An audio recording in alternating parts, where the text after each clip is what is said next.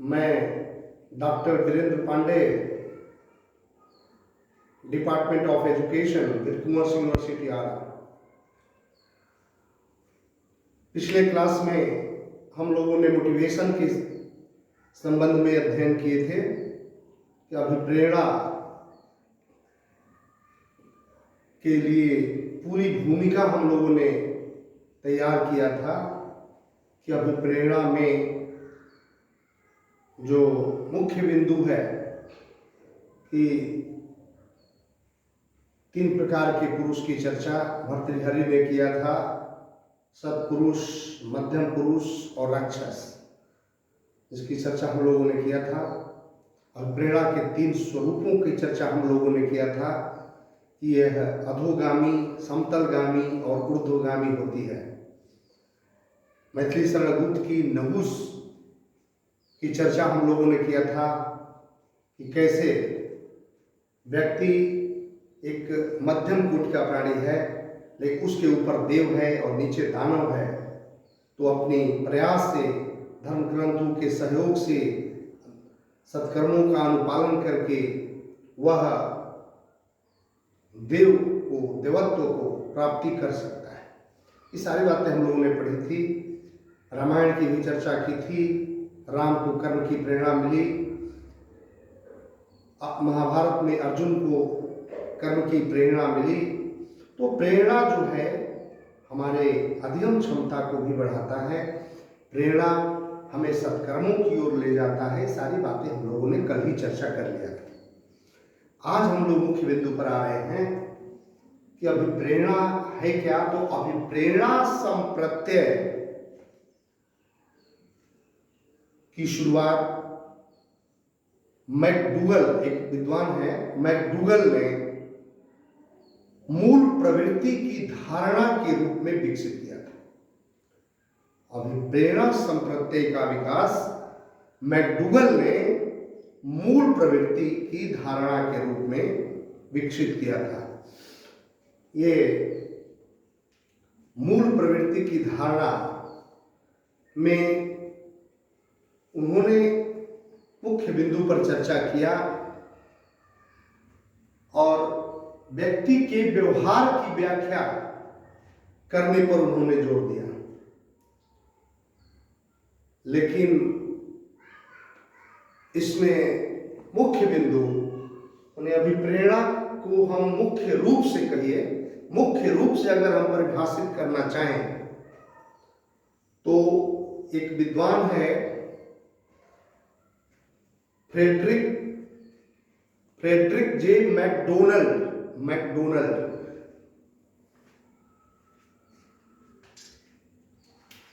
एक विद्वान है फ्रेडरिक जे मैकडोनल्ड।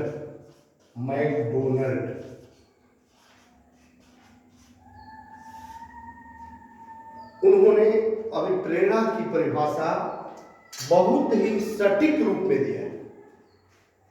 जानते हैं क्या दिया है?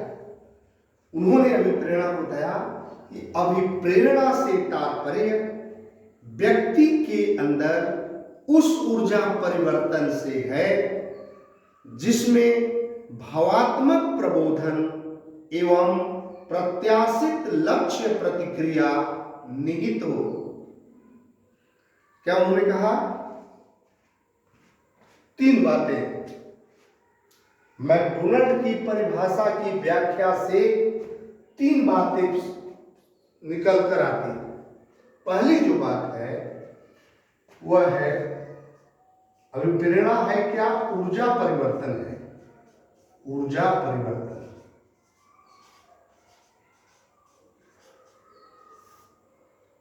दूसरी जो बात है वह है भावात्मक प्रबोधन।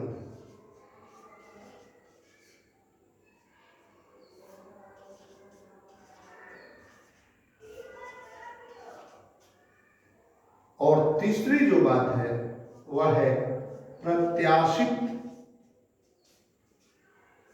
लक्ष्य प्रतिक्रिया। लक्ष्य प्रतिक्रिया ये तीन बातों पर उन्होंने मुख्य रूप से अभिप्रेरणा के संबंध में फोकस किया है। परिभाषा इसकी कैसे, देखिए बिना याद की परिभाषा है, आसानी से जो आप कोई भी याद कर सकता है कि अभिप्रेरणा से तात्पर्य व्यक्ति के अंदर उस ऊर्जा परिवर्तन से है जिसमें भावात्मक प्रबोधन एवं प्रत्याशित लक्ष्य प्रतिक्रिया निहित हो। ऊर्जा परिवर्तन, व्यक्ति के अंदर क्या हो, ऊर्जा परिवर्तन, एनर्जी चेंज हो जाए, एनर्जी चेंज कैसे, भावात्मक प्रबोधन, अफेक्टिव एराउजल हो जाए, भावात्मक प्रबोधन और प्रत्याशित लक्ष्य प्रतिक्रिया, एंटिसिपेटरी गोल रिएक्शन, तीन बिंदु है। ऊर्जा परिवर्तन दो तरह से होता है। एक भौतिक आवश्यकताओं के कारण व्यक्ति में ऊर्जा परिवर्तन होता है। बहुत सारी भौतिक आवश्यकताएं हैं जिसकी पूर्ति करने के लिए हमें ऊर्जा परिवर्तन करने की आवश्यकता महसूस होती है। हमें काम करना पड़ता है, हमें कुछ न कुछ मेहनत करनी पड़ती है, कुछ न कुछ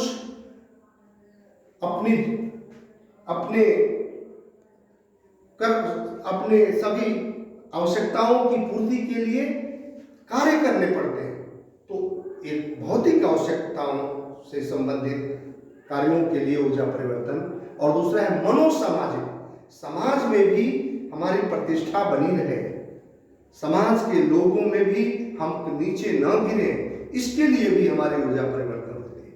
माने दो आवश्यकताएं हैं, भौतिक आवश्यकताएं और मनोसामाजिक आवश्यकताएं।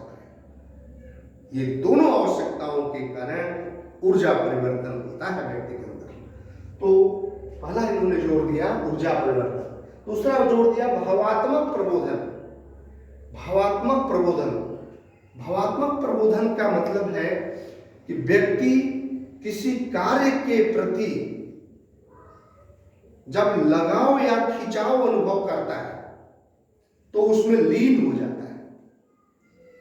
जैसे एक विद्यार्थी है और परीक्षा को देखते हुए अपनी तैयारी करना चाहता है, तो उसमें पढ़ाई के प्रति लगाव खिंचाव बढ़ जाएगा और वो क्या होगा, कितने भी लोग दोस्त साथी घूमते रहेंगे लेकिन वह अपने कमरे में बहुत, अपने रीडिंग रूम में बहुत ध्यान लगाकर वो पढ़ेगा, या चबूतरे पर बैठकर, या जहां भी उसका अध्ययन कक्ष है, अध्ययन स्थल है, वहां वह मन लगाकर पढ़ेगा, क्योंकि उस कार्य के प्रति उसका खिंचाव होता है। जैसे आप दूसरा उदाहरण भी देखते हैं कि किसान ठंड के दिनों में बहुत पाला पड़ता है, फिर भी गेहूं की सिंचाई खेतों में पानी में घुसकर मेड़ लगाता है और सिंचाई करता है। क्यों?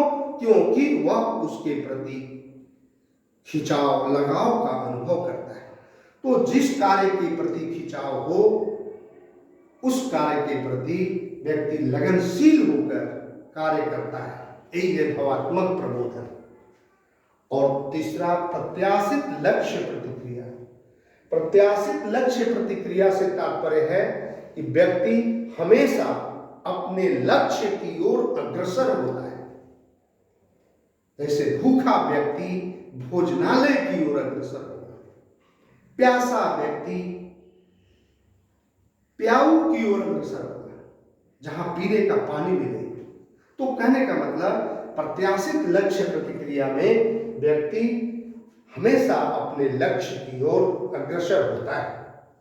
तो इस प्रकार परिभाषा बनकर तैयार हो गई और फ्रेडरिक जे मैकडोनाल्ड ने बहुत ही सटीक परिभाषा अभिप्रेरणा की दी है कि अभिप्रेरणा से तात्पर्य व्यक्ति के अंदर उस ऊर्जा परिवर्तन से है जिसमें भावात्मक प्रबोधन एवं प्रत्याशित लक्ष्य प्रतिक्रिया निहित हो।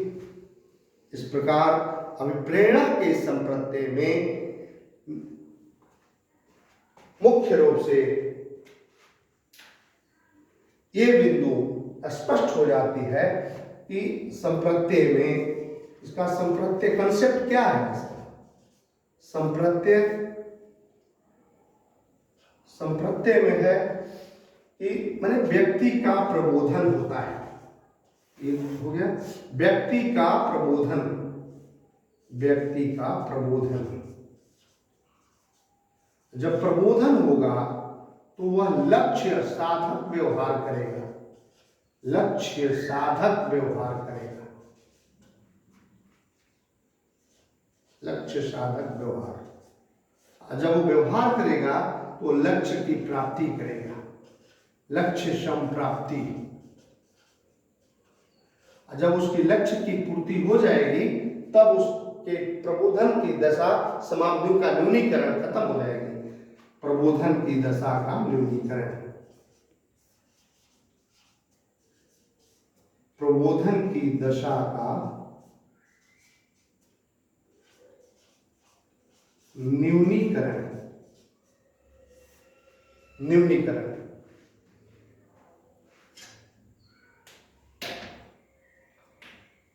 तो माने अभिप्रेरणा का कंसेप्ट क्या है, तो व्यक्ति का पहले प्रबोधन होता है, यानी प्रबोधन माने व्यवहार, वह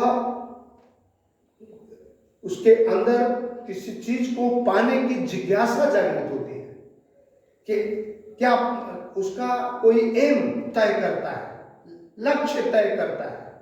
ठीक है, व्यक्ति का प्रबोधन का मतलब अपना लक्ष्य तय करना। जब लक्ष्य को तय करेगा तो उस लक्ष्य तक पहुंचने के लिए कई प्रकार का व्यवहार करेगा। कई प्रकार का व्यवहार करेगा और व्यवहार करते रहने पर, व्यवहार से अगर वो विमुख नहीं हुआ, उसके लिए व्यवहार किया तो उसके लक्ष्य की प्राप्ति हुई। और लक्ष्य जब पा गया तब उस प्रबोधन की दशा का, यानी उस लक्ष्य का न्यूनीकरण हुआ, उस लक्ष्य की समाप्ति हुई। फिर दूसरा लक्ष्य तय करता है, फिर वो क्रिया चलती है, ये फिर पूरी होगी, फिर तीसरा लक्ष्य, ऐसे ऐसे एक क्रम चलता है। तो कहने का मतलब व्यक्ति का प्रबोधन यानी अपना गोल तय करेगा, फिर गोल को पाने के लिए उस अपना बिहेवियर करेगा, कार्य करेगा, और फिर जब कार्य करेगा तो गोल उसको जब मिलेगा, तो जब गोल मिल जाएगा तो उस गोल का वहां न्यूनीकरण हो जाएगा। उस गोल को वह पूरा कर लिया, उसको वह गोल समाप्त हो गया, फिर वो अब दूसरा गोल निर्धारित कर सकता है। तो ये उसका संप्रत्यय है। अब इसकी दो मान्यताएं भी हैं। अभिप्रेरणा की दो मान्यताएं, एजम्पशंस क्या है, दो।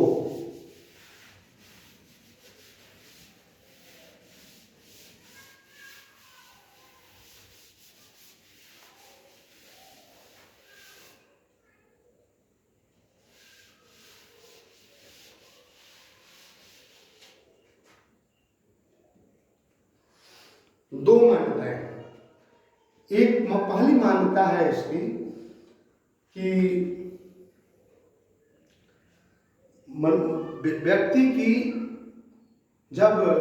व्यक्ति का जब लक्ष्य पूरा होता है, यानी लक्ष्य पूरा होना संतोषदायी होता है। कहने का मतलब व्यक्ति का जब लक्ष्य पूरा होता है तो उसे संतोष की प्राप्ति होती है, लेकिन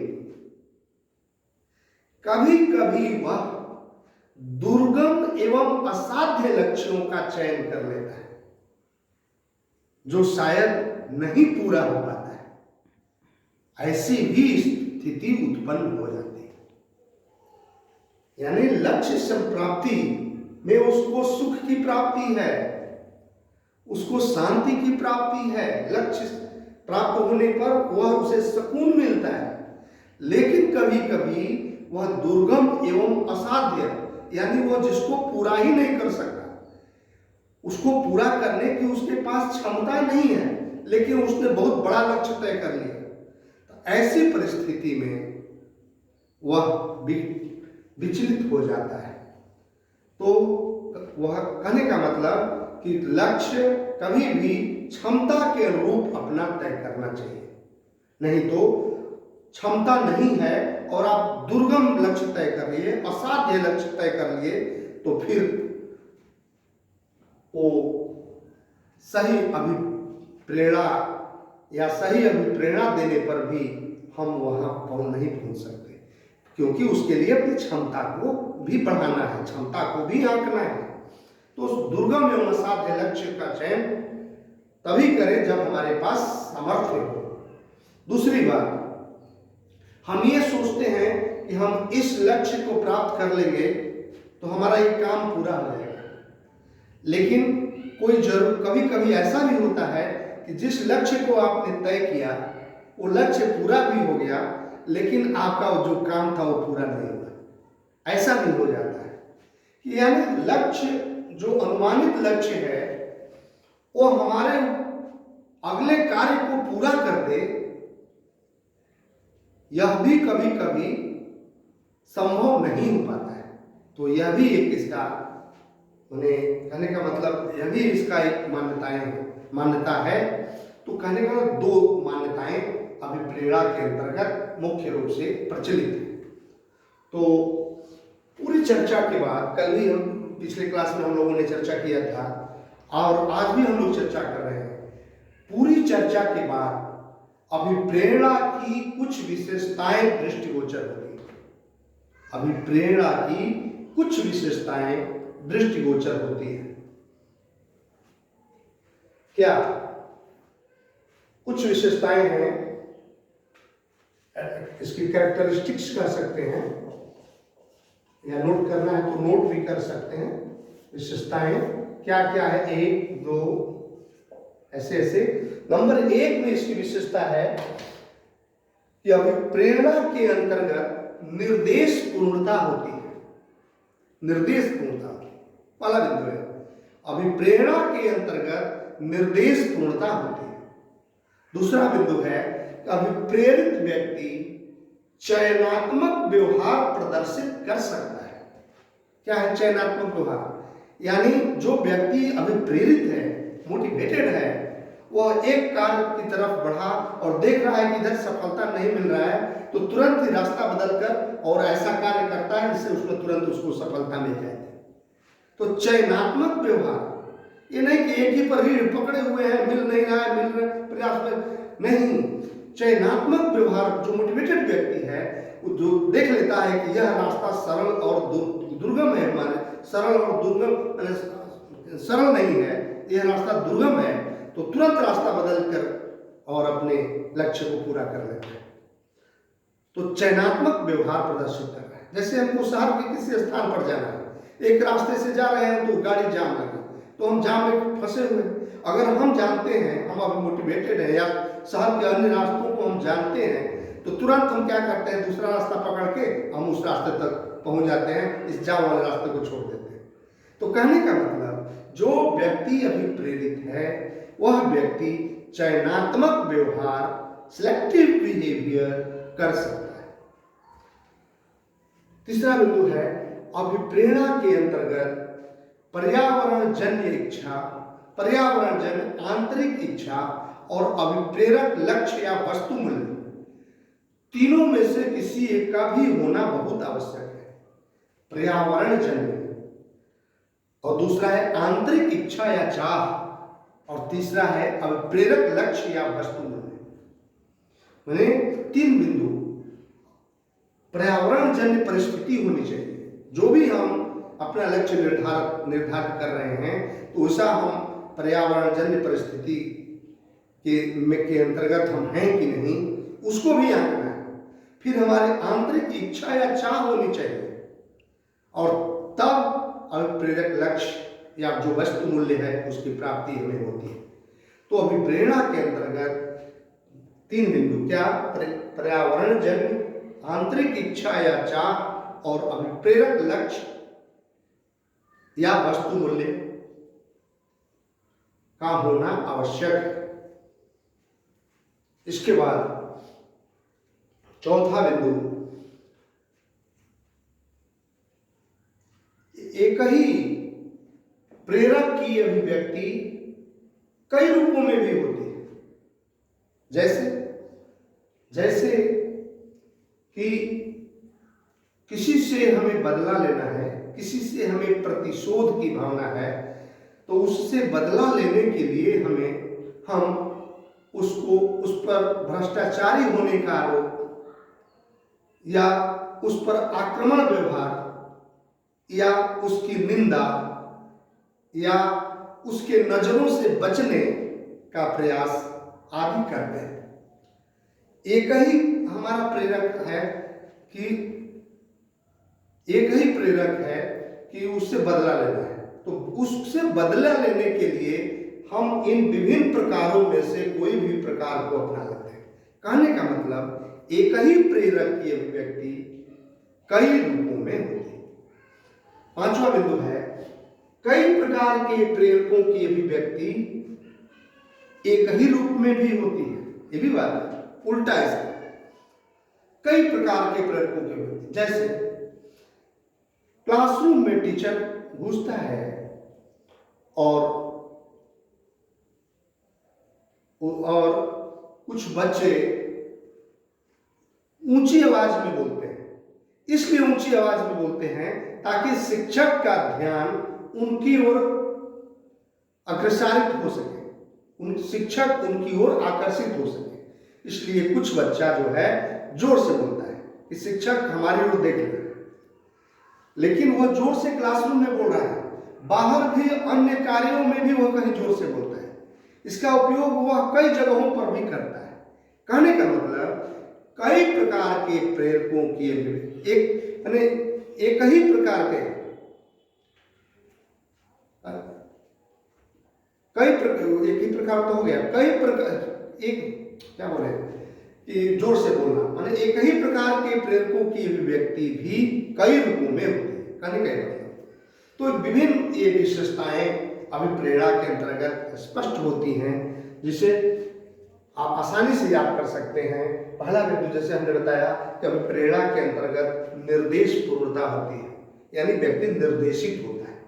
दूसरा बिंदु बताया कि अभिप्रेरित व्यक्ति चयनात्मक व्यवहार प्रदर्शित कर सकता है। तीसरा बिंदु हमने बताया कि अभिप्रेरणा के लिए पर्यावरण जन्य परिस्थिति, आंतरिक इच्छा या चाह और अभिप्रेरक लक्ष्य या वस्तु मूल्य का होना आवश्यक होता है। चौथा बिंदु बताया एक ही प्रेरक की अभिव्यक्ति कई रूप में होती है। और पांचवा बिंदु बताया कई प्रकार के प्रेरकों की अभिव्यक्ति भी एक ही रूप में होती है। कई प्रकार के प्रेरकों, जैसे क्लासरूम वाला जो हमने उदाहरण दिया, तो कई प्रकार के प्रेरकों की अभिव्यक्ति, माने क्लासरूम में भी वो लड़का टीचर को ध्यान को आकर्षित करने के लिए जोर से बोल रहा है, बाहर वह ऐसा व्यवहार अन्य मित्रों के साथ भी कर रहा है। तो कई प्रकार के प्रेरकों की अभिव्यक्ति एक ही रूप में होती है। तो ये हमारे अभिप्रेरणा की विशेषताएं, कैरेक्टरिस्टिक्स हैं। अब शिक्षक कुछ और मार्गदर्शन बच्चों के लिए है कि शिक्षक विद्यार्थियों को अभिप्रेरित कैसे करें, यानी हम बालकों को अभिप्रेरित कैसे करें, इसके लिए कुछ विधियां हैं। बालकों को अभिप्रेरित करने की विधियां,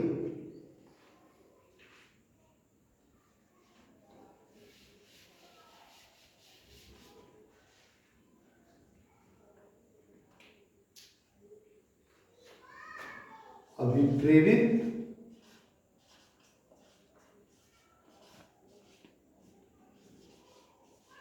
करने की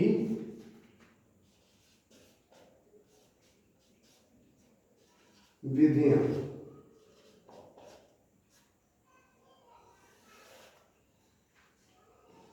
अभिप्रेरित करने की विधियां,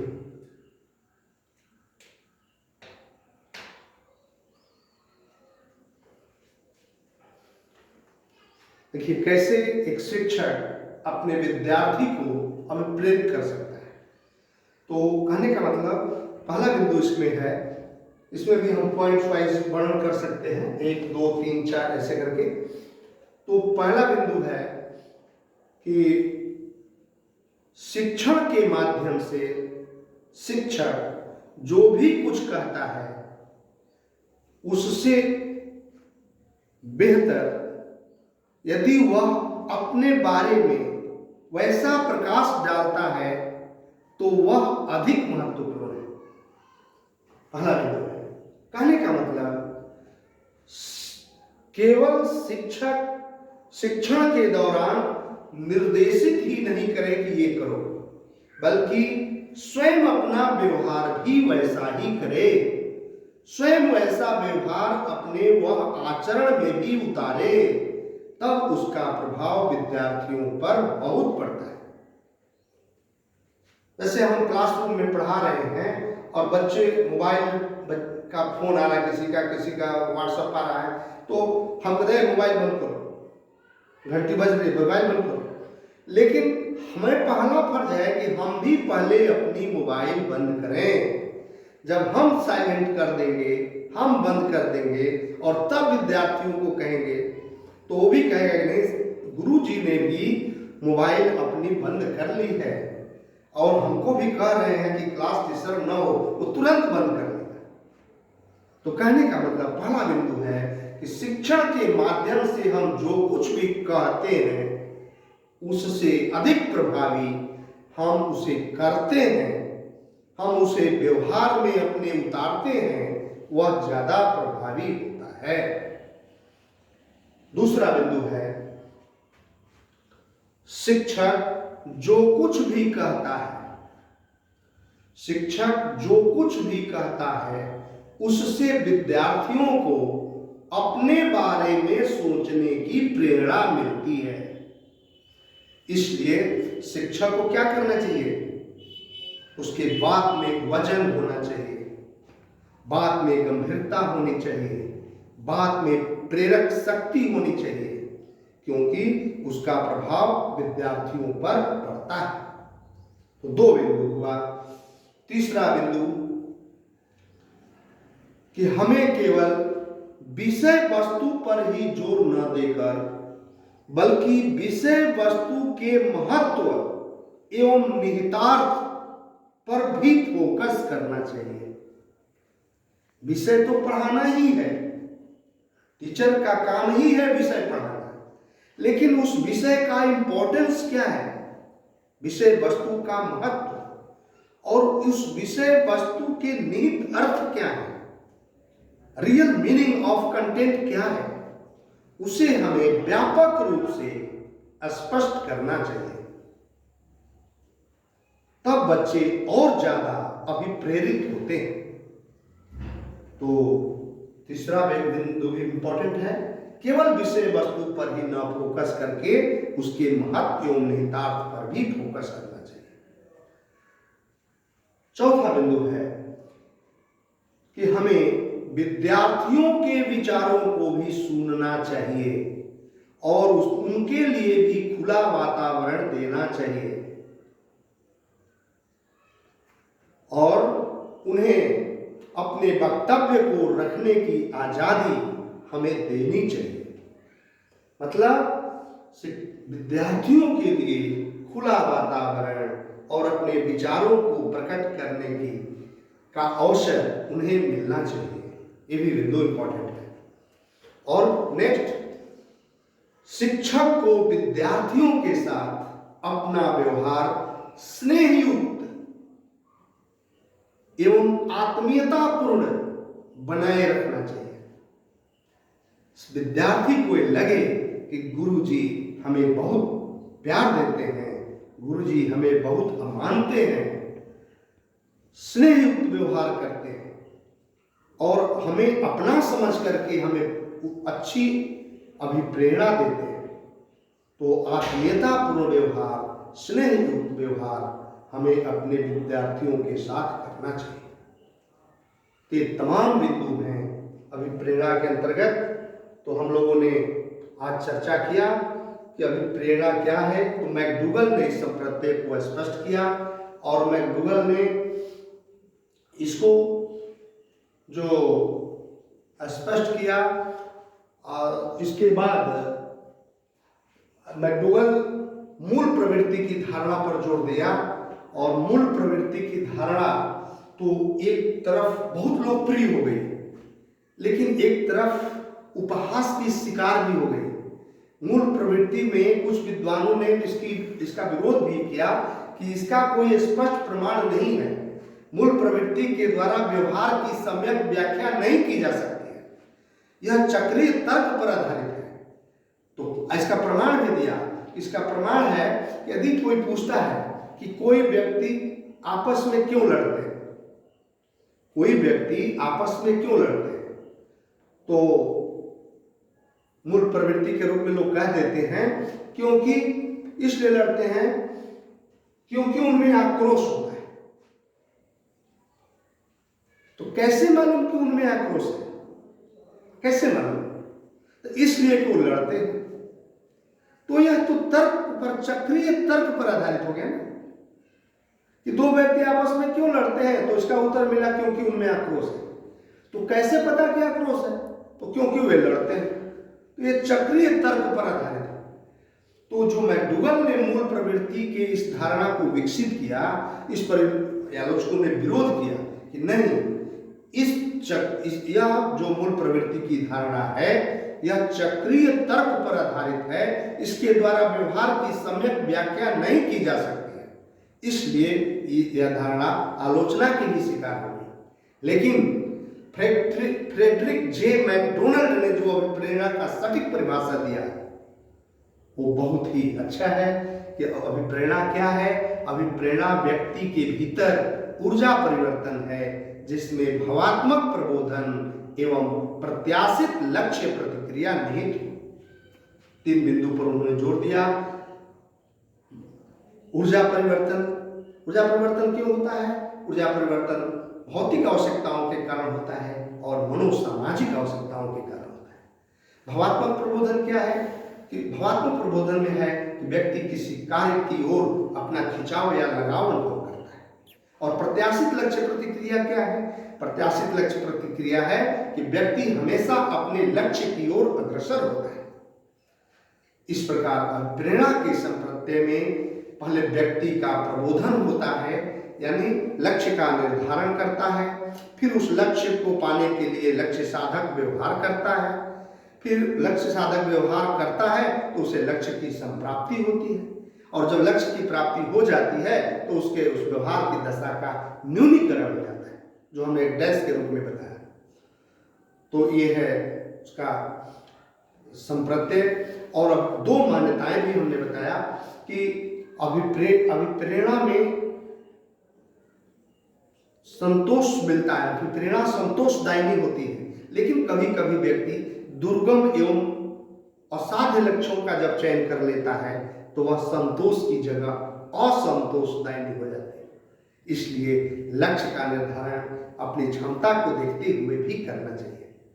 और दूसरा, हम जो इसका मान्यताएं हैं, दूसरी मान्यता जो है उसमें यह है कि हमारा यह अनुमान कि हमारा अमुक लक्ष्य उस हमारे कार्य को पूरा कर देगा, कभी कभी यह गलत भी साबित हो जाता है। इसकी 2 मान्यताएं। इस प्रकार पूरे विश्लेषण से इसकी विशेषताएं क्या स्पष्ट होती है कि अभिप्रेरणा में निर्देशित किया जाता है, निर्देश पूर्णता होती है। दूसरा है अभिप्रेरित व्यक्ति चयनात्मक व्यवहार प्रदर्शित कर सकता है। तीसरा बिंदु भी हम जोड़ सकते हैं कि अधिगम हेतु अभिप्रेरणा आवश्यक है, किंतु इसे पर्याप्त कारक नहीं माना जा सकता। कल हमने चर्चा किया था कि बार बार हम अभिप्रेरित करें तब व्यक्ति कार्य करे, तब वो अधिगम नहीं होगा। हम 1-2 बार अभिप्रेरित किया और उसके व्यवहार में स्थायी परिवर्तन हो गया, तब वो अधिगम हो जाएगा। तो अधिगम हेतु अभिप्रेरणा आवश्यक है, लेकिन पर्याप्त कारक के रूप में इसे अंगीकृत नहीं किया जा सकता। और भी हमने बताया कि एक ही ये